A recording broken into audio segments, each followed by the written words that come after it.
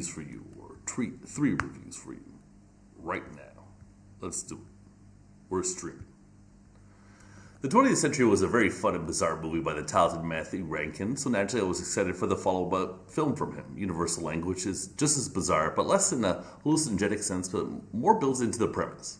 Canada is the location, but English is exchanged for Farsi. Somehow, this is never explained and is a seemingly abrupt artistic decision.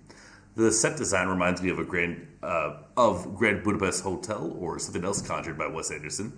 It's not so much of a Abbas Kiarostami vibe. There is really nothing for me to directly compare this to. It's a very bizarre, singular film. Matthew Rankin acts here as well. He must have set the tone on set with his performance, perhaps, to give some sort of reference point to work with. The world that is created here is integral to the film, but it is confusing, so try to enjoy the humorous experience. If you ask too many questions, it won't help out in a meaningful way. Just try to ponder the experience. Explaining things isn't what surrealism is about anyways. I don't feel like I got it, quote unquote, but eventually I warmed up to the experience. It stands nicely beside the 20th century, and it was solid enough for me to be looking forward to the next Matthew Rankin movie for what it's worth. Okay, 4 stars out of 5. Still decent. Now, Block Pass. Block Pass is a good one. It is a coming-of-age movie from France that deals with growing up poor, dirt biking, and revelations of homosexuality amongst younger friends. Oh, the scandal. Last year, Riddle of Fire played at Cannes. That's an American movie described as a neo-fairy tale, a very lighthearted sort of genre movie. Block Pass, in a sense, is like the perfect continuation of that spirit for the festival this year. It is a French movie, not really genre fair, but it is playing at Cannes. It does have a soft, playful spirit that resonates in a relaxing way. Stakes are high within a coming-of-age movie where nothing is too fatal. It's like a hazy moment with a cocktail and a paperback by the beach, but it lasts nicely of between an hour and a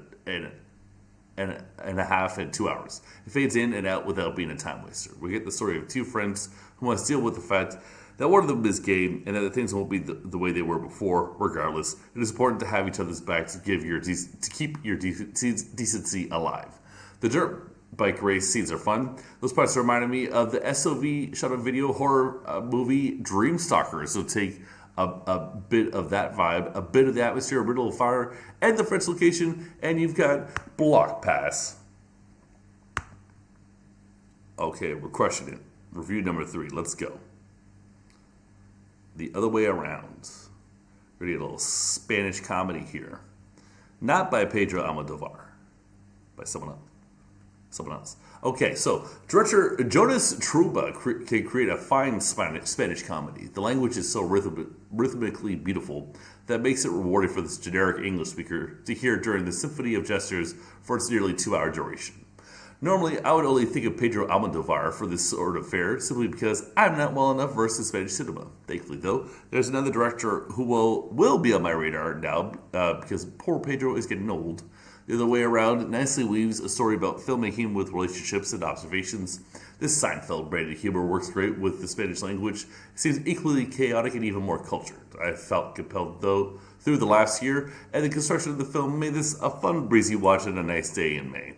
This would qualify as a hangout film. It is a chill vibe about relationships mixed in with some work and what sounds like a rapid-fire delivery of lines to my untrained Anglo ears. So the whole movie came and went pleasantly.